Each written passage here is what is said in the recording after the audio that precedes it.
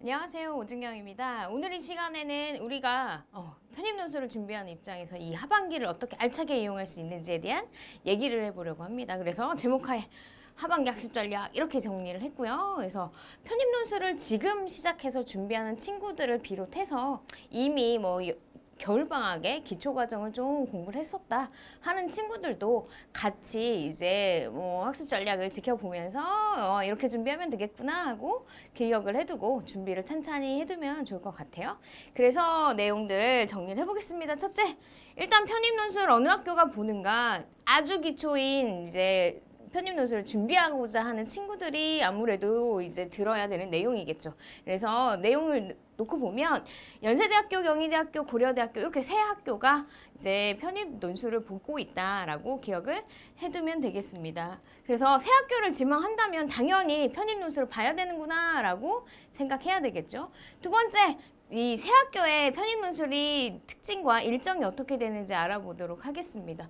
연세대학교 같은 경우는 이제 2020학년도를 준비하는 우리 친구들 12월에 시험을 보게 돼요. 그래서 전년도 같은 경우는 12월 22일 이 정도 시험을 봤어. 그래서 하순경이다라고 볼 수 있고, 인문계열과 사회계열로 구분해서 시험을 보고 두 문항에서 네 문항 정도, 문항이 한 번 나올 때마다 고정이 안 되어 있고 조금 유동성이 있게 요즘 계속 출제가 되고 있어요. 그래서 연세대 같은 경우 사회계열에 네 문항이 출제된 게 엊그제 같은데 막 두 문항이 나오기도 하고 이러니까 이게 딱 고정되어 있는 느낌은 아니다. 이 정도로 기억을 해두면 좋겠고, 시험 시간 120분은 고정이 되어 있어요. 그래서 120분 안에 문항을 풀면 되는데, 역시나 분량도 사실 정해져 있는 바가 없어서 대체적으로 네 문항이 나왔을 때는 두 문항 패키지가 되어 있기 때문에 이 두 문항짜리에 1번 문항, 크게 2번 문항 이렇게 나누면 그거를 1000자 정도씩 쓴다.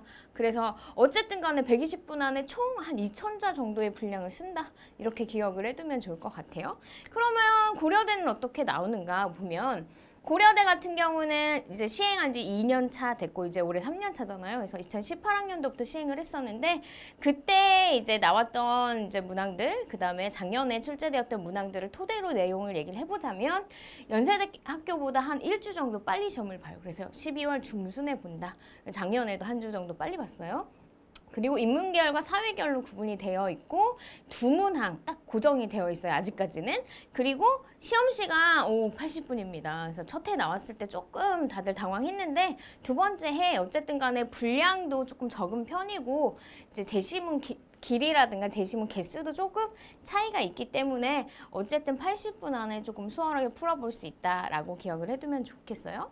마지막으로 경희대 일정 같은 경우가 가장 늦게 시행이 됩니다. 그래서 고려대가 가장 먼저 12월 중순에 보고, 연세대가 12월 이제 하반기에 보는 거죠. 20일 넘어서 보고, 마지막으로 경희대가 시험을 보는데, 2019학년도 대비를 했을 때 올 1월에 봤어요. 1월 19일 정도 봤는데, 이거는 해년마다 비슷하게 지금 시행되고 있기 때문에 일정 자체가 2020학년도도 1월에 볼 가능성이 크겠죠. 그래서 12월에 어쨌든 세 학교 모두 12월 초에 공지가 됨과 동시에 고려대부터 차곡차곡 논술고사 일정을 치러져 나가야 되니까 그런 부분에 있어서 미리미리 준비해둘 필요가 있겠죠. 그리고 인문 체능 계열, 그 다음에 사회 계열로 역시나 구분이 되어 있고 시험 시간 120분인데 여기는 두 문항으로 고정이 되어 있어요. 지금까지는. 그리고 분량 1600자 정도 된다. 그래서 분량적인 측면과 시간적인 측면에서 놓고 보면 가장 여유가 있는 학교이기는 해. 그렇지만 어쨌든 간에 앞선 이제 연대 고대와 함께 준비를 해둔다면 훨씬 더 수월하게 가서 치를 수가 있겠죠.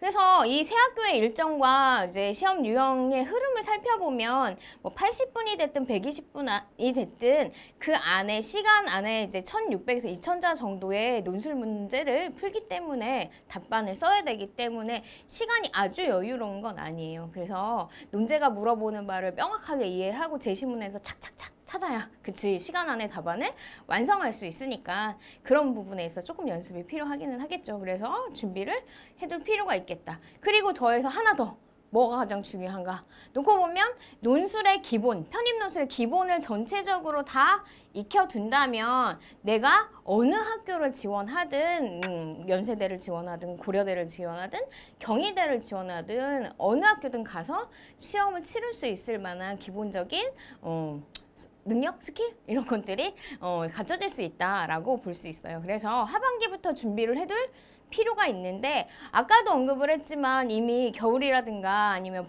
봄께 이제 어느 정도 기초 과정을 익혔었던 친구들은 하반기부터 실전 과정으로 익히는 과정들이 스텝들이 필요하겠죠. 그리고 지금 시작하는 친구들은 사실은 기본기를 먼저 다져둘 필요가 있어요. 그래서 6월에 이제 금방 끝나는 기말고사 더해서 이제 7, 8월에 아주 이 기본기를 부여잡는 그런 이제 공부법이 필요할 텐데 넘어가 보도록 할게요. 경희대, 연세대, 뭐 고려대 논술은 다르다.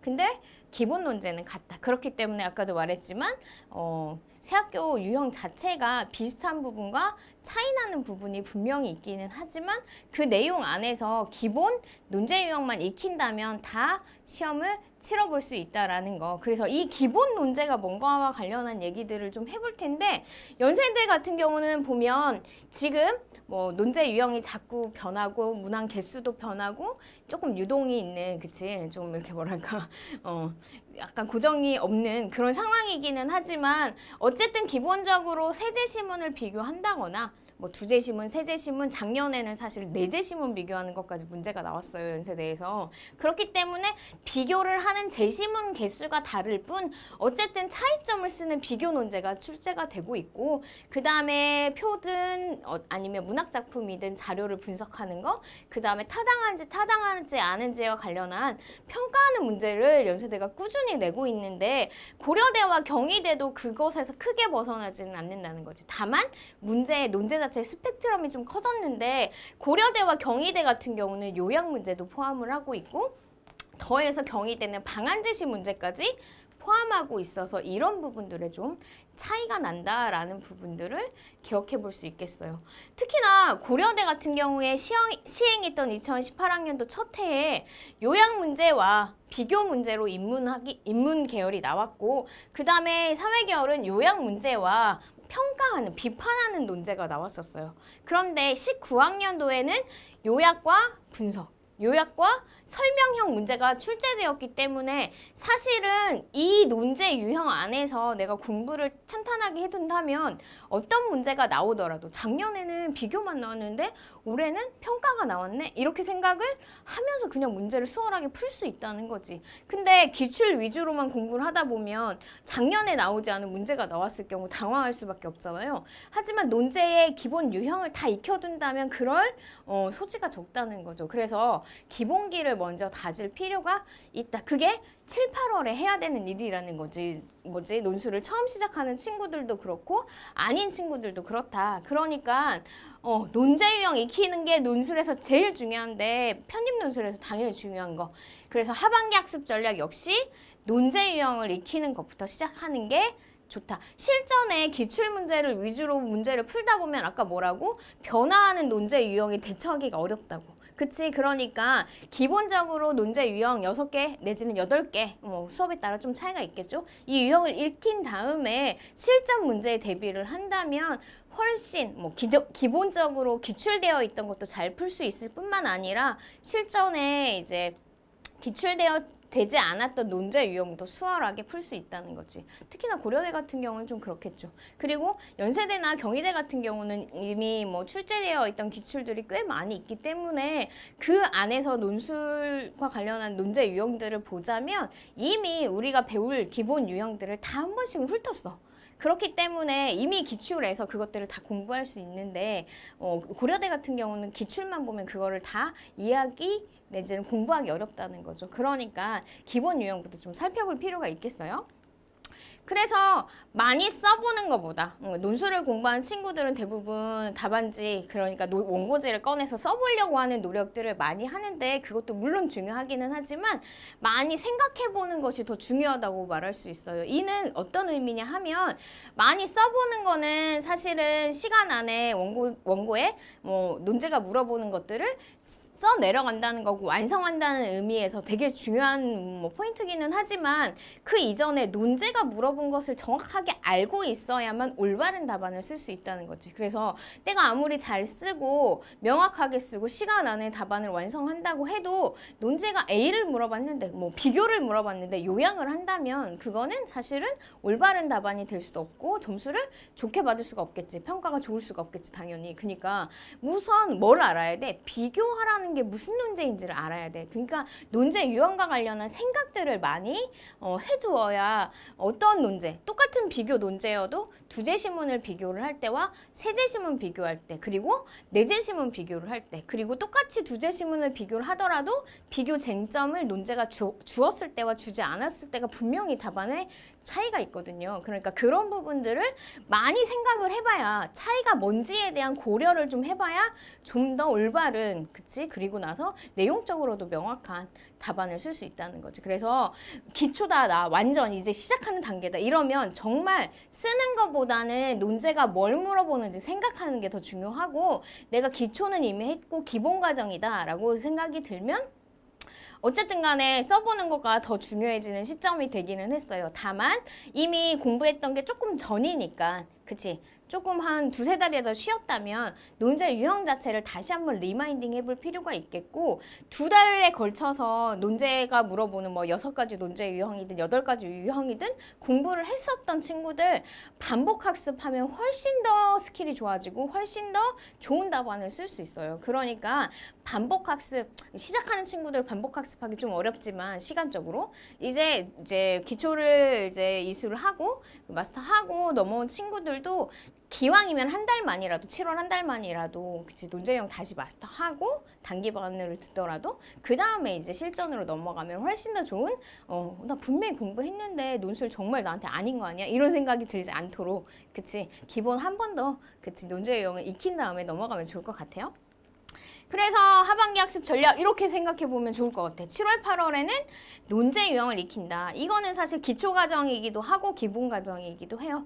논제가 뭘 물어보는지 아까 말했던 뭐 비교라든가 아니면 뭐 평가라든가 이런 논제 자체가 뭘 물어보는지를 정확하게 알아두면 훨씬 더 답안 쓰기가 수월해지는데 왜? 제시문에서 뭘 찾아야 되는지를 명확하게 알 수 있기 때문이에요. 그러므로 인해서 논제 유형을 익히는 거 2달 동안 탄탄하게 하면 좋겠고 그 다음에 9월, 10월로 넘어가면 바로 논제를 익혔다고 해서 풀셋으로 아까 봤지만 1600자에서 2000자 뭐 80분에서 120분의 시험을 본다는 것 자체는 쉬운 일은 아니야. 그래서 논제를 익힌 다음에 하프 모의고사 정도 그러니까 뭐 1번 문항, 2번 문항 이렇게 잘라서 내지는 뭐 1, 2번 한 패러그램 그 다음에 3, 4번 한 패러그램 이렇게 해가지고 나눠가지고 논제를 풀어보는 연습 대체적으로는 한 1시간 정도 풀어보겠지? 그치? 40분에서 60분 분량의 논제 풀기 연습을 좀 해둘 필요가 있어요. 그리고 나서 11월, 12월 아까 얘기했지 경희대는 12월 뭐지 고려대는 12월 중순부터 이제 실점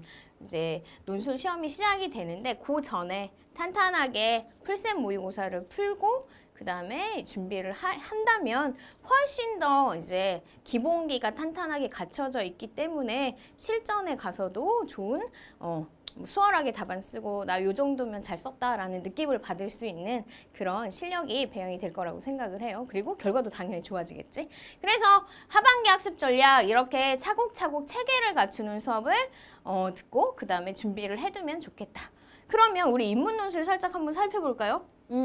우리가 시험 봐야 되는 편입 논술은 어렵지 않대. 그치? 기초만 잘 다지면 사실 어렵지 않은데 인문 논술의 3요소 논제를 정확하게 분석을 해야 되고 제시문을 읽어 나가야 되고 쓰기 및 첨삭을 한다. 이게 사실 인문 논술의 3요소인데 우리가 논제 유형을 익히는 7, 8월에는 뭘 공부를 하는 거냐? 논제 분석을 공부를 하는 거야 사실.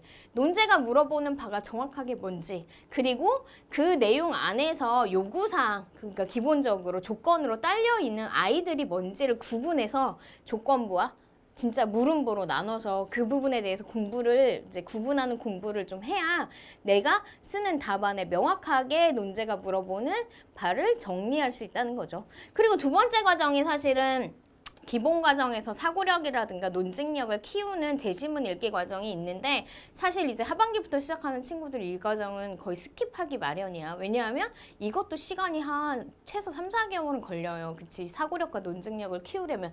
근데 어쨌든 논제가 물어본 걸 명확하게 이해를 한다면 그것에 맞춰서 제시문을 읽어나가게 되니까 제시문에서 중요한 내용과 중요하지 않은 내용, 그러니까 주와 부를 선별할 수 있게 되겠고 그러므로 인해 가지고 제시문 읽기가 완벽해질 수 있지. 제시문이 그냥 단순하게 처음부터 첫 문장부터 마지막 문장까지 다 중요한 건 아니잖아. 그치? 그러다 보면 논제가 물어보는 흐름에 맞게 제시문을 읽어나가는 게 가장 논술에선 중요해요. 그리고 요즘 논술 자체가 제시문 안에 있는 내용을 토대로 답안을 작성하도록 물어보는 흐름이 대체적으로 주된 흐름이기 때문에 대부분이야. 그렇기 때문에 90% 이상? 그치? 그렇기 때문에 내용 자체를 정확하게 이해하고 필요하지 한 내용과 필요하지 않은 내용 선별할 수 있는 능력이 필요해. 근데 그거는 어디서? 분명히 논제 분석에서 이해를 토대로 딸려온다는 거지. 그러니까 논제 분석을 진짜로 잘 하고 그래서 논제 이해, 논제 유형에 대한 이해를 잘 하고 있어야 돼. 그리고 마지막으로 쓰기 및 첨삭. 많이 쓴다고 해서 좋은 거는 아니지만 시간 안에만 답안을 다 완성할 수 있다면 내 답안을 첨삭받고 그것에 따른 잘한 점과 잘 못한 점을 구분할 수 있어야 돼. 그래서 처음에는 내가 잘한 부분과 잘못한 부분을 잘 구분할 수 없는 상황이더라도 자꾸자꾸 수업을 듣고 반복을 하다 보면 요 부분은 칭찬을 받겠다. 요 부분 혼나겠네 라는 느낌이 와 그치 그럴 거야. 그런 상황이 된다면 사실은 어느 정도 공부가 단계에 이르렀다고 볼 수 있겠죠. 그래서 쓰기 및 첨삭 과정도 역시나 중요합니다. 그래서 논제 유형에 대한 공부를 할 때도 당연히 하겠고 제시문 읽기에 대한 공부를 할 때도 당연히 할 텐데 어쨌든 간에 쓰기 및 첨삭 가장 중요한 건 시간 안에 답안을 완성하는 거고 그것을 체크해 줄 수 있는, 평가해 줄 수 있는 내지는 지도해 줄 수 있는 누군가가 뭐 선생님부터 시작을 해서 다른 뭐 교수님들 포함한 여러 이제 분들이 있을 때 훨씬 더 빛을 발할 수 있다라는 것까지 기억을 해두면 좋겠어요. 넘어갈게요. 그래서 논제 유형 이렇게 크게 보면 요약, 비교, 자료 분석, 평가, 그 다음에 견해, 대안 이렇게 6개로 나눠서 수업을 진행하시는 선생님도 계시고 그걸 조금 더 구체화시켜서 자료 분석을 도표와 문학으로 나누고 이것들을 연결해서 적용 설명형으로 제시를 하고 나서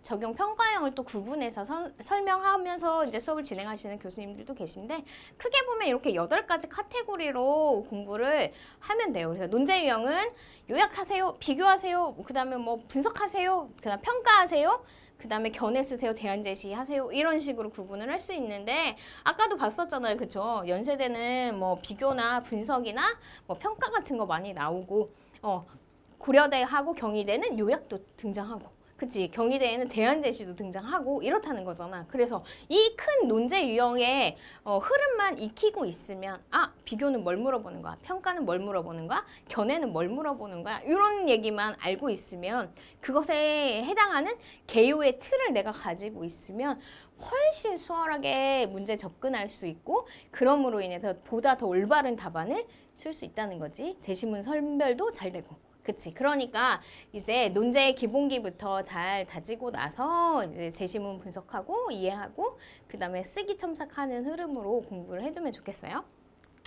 자, 논제 유형 공부는 이 아이들을 익히는 거고 논제마다 틀을 만드는 거다라고 얘기했어. 그래서 8가지 논제가 물어보는 걸 이해하는 거, 그 다음에 그 논제마다 어떤 개요를 가지느냐를 이해해 두는 거라고 기억을 해두면 좋아요. 그래서 제 강의의 특징, 그죠? 그래서 이런 여러 가지의 이제 인문 논술에 필요한 요소들, 편입 논술에 필요한 요소들을 봤는데, 뭐 연세대든 고려대든 경희대든 편입을 하기 위해서는 당연히 논술 시험 준비해야 되고, 그러기 위해서는 수업을 들어야 하니까 이 강의를 듣고 있겠죠. 그래서 제 강의의 특징만 좀 얘기를 해보면 좀 쉽게 가르치는 편이다라는 평가를 많이 들었어요. 그런 얘기는 사실은 뭐 내용 자체가 쉽다는 게 아니라 당연히 기출을 위주로 논술을 역시나 저도 가르치기 때문에 내용 자체가 쉬운 게 아니고 논제를 이해하고 제시문의 주요한 부분을 찾을 때 이해도가 더 전달력이 더 뭐랄까 잘 전달돼서 이해가 잘 돼서 친구들 이해가 잘 돼서 선생님 쉬워졌어요. 논술 어렵지 않아요? 이런 얘기들을 많이 한다는 거지. 그리고 선생님이 좀 외모가 그렇잖아. 그치? 좀 편하잖아. 그래서 질문을 하러 오는 게 상당히 편한가 봐. 그래서 그런 부분에 있어서 이제 편하다, 뭐 친절하다, 뭐 이런 얘기를 하고 그 다음에 내용 자체가 명쾌하다는 얘기를 많이 해요. 선생님은 수업 시간에 개요의 틀을 매번 짜고 그것에 따라서 처음에는 어떤 내용을 넣어야 되는지, 그치? 그리고 정작 논제가 물어보는 부분은 어느 부분에 등장해야 되는지를 잘 판서를 통해서 전달하기 때문에 친구들이 수업을 들으면 개요 짜기가 편해져요 라고 얘기를 해. 그래서 명쾌하다라는 평가를 많이 듣게 되는데 이런 특징이 있다라고 볼 수 있겠고, 두 번째로는 그럼으로 인해서 선생님 강의는 일단은 논제 유형을 익히는 것부터 제시문을 이해하는 것, 그 다음에 뭐 첨삭까지, 그리고 기왕이면 1대1로 대면 첨삭을 많이 진행하고 있기 때문에 체계적인 강의다라는 평가, 그 다음에 맞춤형 강의다. 이제 조금 시작하는 친구들은 시작하는 친구들대로, 그리고 조금 기본기를 가지고 있었던 친구들은 가지고 있는 친구들대로 수업을 이제 맞춰서, 그치, 케이스 바이 케이스로 개인별로 진행을 하기 때문에 맞춤 강의다라는 얘기를 많이 들어요. 그럼으로 인해서 실전형 강의가 되겠죠. 그래서 선생님 강의 특징이 이렇다라고 볼 수 있겠고, 이제 하반기부터 시작하는 7, 8월 기본기 강의 같이 할 수 있으면 좋겠고, 같이 진행을 하면 좋겠습니다. 그래서 어쨌든 논술을 준비를 하는 입장에서 앞으로 12월과 1월에 그치, 실전 학교 가서 이제 논술 시험을 봐야 되기 때문에 이제 7, 8월부터는 늦지 않게 준비를 하면 좋겠다. 그리고 7, 8월이 지나버리면 영어 준비하느라고 7, 8월이 지나버리면 사실 9월부터는 너무 타이트하게 돌아가요. 최소 9월 한 달 동안 기본 논제 유형을 익히고 10월에 하프를 보고 뭐 11월, 12월에 이제 실전 풀셋을 보고 이런 식으로 되기 때문에 매번 모의 논술을 풀 때마다 답안을 작성할 때마다 새로운 걸 하게 된다고. 그러면 내가 너무 못하는 아이처럼 느껴질 수도 있거든. 그래서 이래서 내가 논술을 보러 갈 수 있겠나 이런 생각이 들 정도로 좀 서글퍼질 수 있으니까 기왕이면 7, 8월부터 기본기를 다지고 그 다음에 9, 10월에 하프 모의, 그 다음에 11월, 12월에 풀셋 모의를 볼 수 있는 전략을 갖출 수 있으면 좋겠습니다. 오늘은 여기까지 할게요. 고생했어요.